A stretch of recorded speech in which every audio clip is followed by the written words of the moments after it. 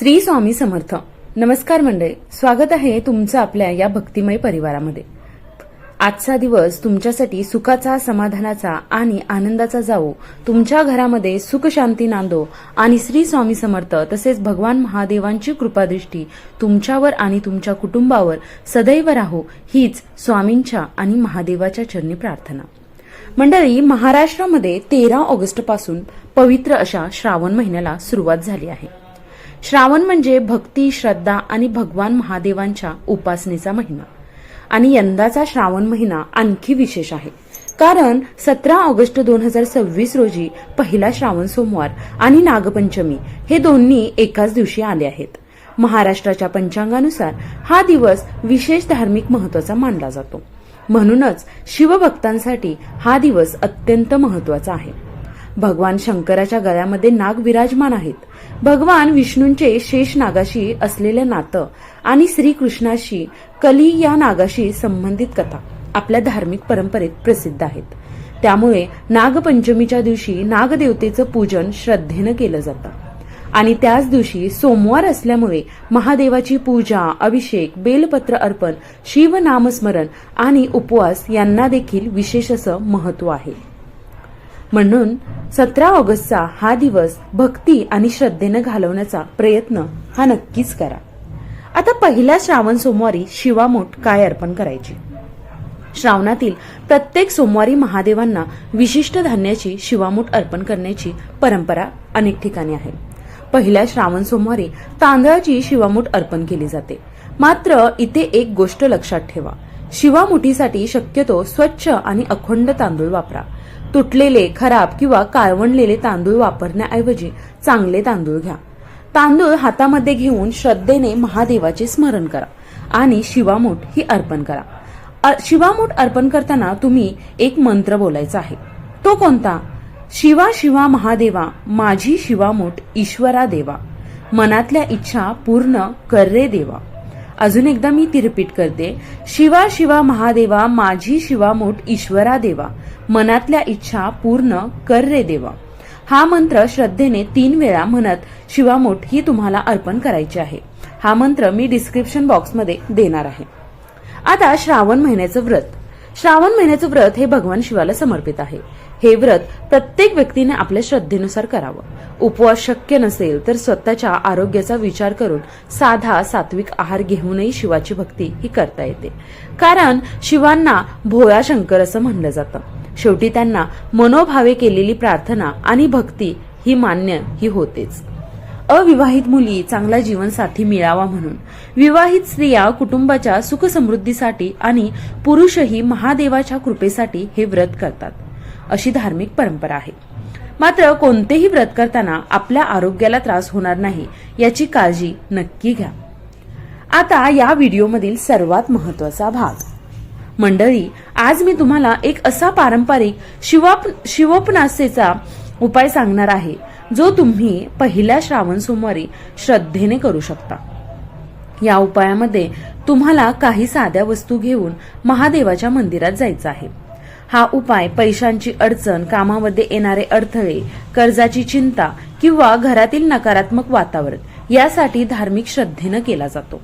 हा उपाय करताना सर्वात महत्त्वाची गोष्ट म्हणजे श्रद्धा, स्वच्छता आणि मनापासून केलेली प्रार्थना. उपाय करण्यापूर्वी काय करायचं आहे तर सोमवारी सकाळी लवकर उठून स्वच्छ स्नान करा. देवघरामध्ये दिवा आणि धूप लावा. घरातील शिवलिंग असेल तर आपल्या परंपरेनुसार पाणी, दूध किंवा पंचामृताने अभिषेक करू शकता. आणि जर घरामध्ये शिवलिंग नसेल तर जवळच्या शिवमंदिरात जाऊन महादेवाचं दर्शन घ्या. यानंतर या उपायासाठी एक स्वच्छ तांब्या किंवा लोटा घ्या. त्यामध्ये स्वच्छ पाणी घ्या. या पाण्यामध्ये श्रद्धेनुसार थोडे गंगाजल, थोडे दूध, एक छोटा गुळाचा तुकडा आणि 11 अखंड तांदळाचे दाणे टाका. यानंतर 5 बेलपत्र घ्या. बेलपत्र स्वच्छ आणि शक्यतो 3 पानांची किंवा 5 पानांचे असावेत. प्रत्येक बेलपत्रावर चंदनाने ओम नमः शिवाय हा मंत्र लिहा. बेलपत्राला इजा होणार नाही याची काळजी घ्या. बेलपत्र निवडताना शक्यतो ते तुटलेलं नसावं. आता महादेवाच्या मंदिरात जाऊन तुम्हाला हे जल, बेलपत्र जे आहे ते शिवमंदिरात घेऊन जायचं आहे. मंदिरात पोचल्यानंतर शांतपणे महादेवाचं दर्शन घ्या. शक्य असल्यास उत्तर दिशेकडे तोंड करून ओम नमः शिवाय या मंत्राचा जप करा. त्यानंतर आणलेलं जल, दूध आणि बेलपत्र जे आहे ते शिवलिंगावर अर्पण करा. जल अर्पण करताना तुम्ही महामृत्युंजय मंत्र किंवा ओम नमः शिवाय या मंत्राचा जप करू शकता. आता या 5 बेलपत्रांपैकी पहिलं बेलपत्र घ्या. त्यावर एक अखंड तांदळाचा दाणा ठेवा. तुमची जी काही मनोकामना आहे ती मनामध्ये आठवा. महादेवाकडे मनापासून प्रार्थना करा. त्यानंतर ते बेलपत्र शिवलिंगावर श्रद्धेनं अर्पण करा. अशाच पद्धतीनं एक एक करून 5ही बेलपत्रे आपल्याला अर्पण करायची आहेत. प्रत्येक वेळी एक तांदळाचा दाणा अर्पण करताना आपली इच्छा मनामध्ये व्यक्त करा. परंतु इथे एक गोष्ट लक्षात घ्या, तुम्ही जो तांदूळ वापरणार आहात तो अखंड असावा, म्हणजे तुटलेला नसावा. मात्र इथे एक गोष्ट लक्षात घ्या, महादेवाकडे प्रार्थना करताना केवळ धनप्राप्तीची इच्छा न करता आरोग्य, कुटुंबाचे सुख, मानसिक शांती, योग्य मार्ग आणि जीवनातील अडचणी दूर होण्यासाठी प्रार्थना करा.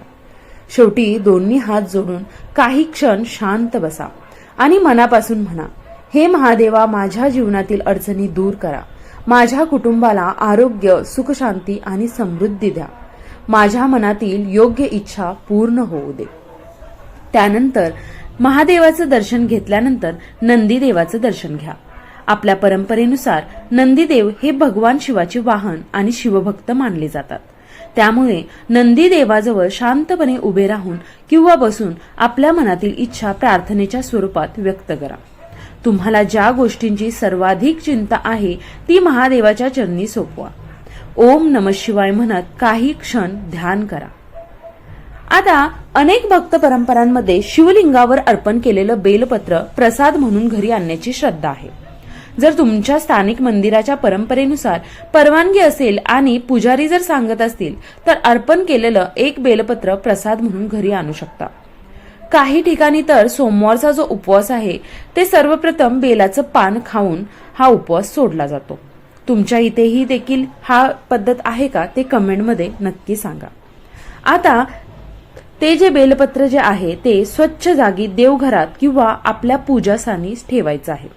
काही जण ते तिजोरीत किंवा व्यवसायाच्या पूजास्थानी ठेवतात.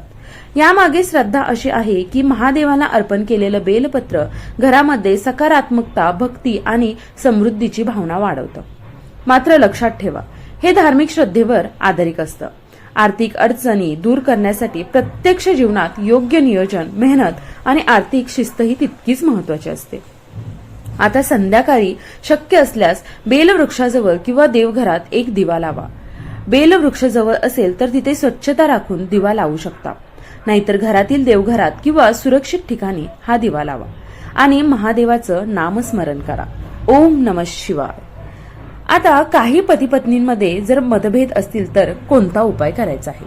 तर मंडळी, अनेक घरांमध्ये छोट्या छोट्या कारणावरून पती पत्नींमध्ये गैरसमज आणि मतभेद निर्माण होतात. अशा वेळी दोघांनी मिळून महादेव आणि माता पार्वतीची पूजा करायची.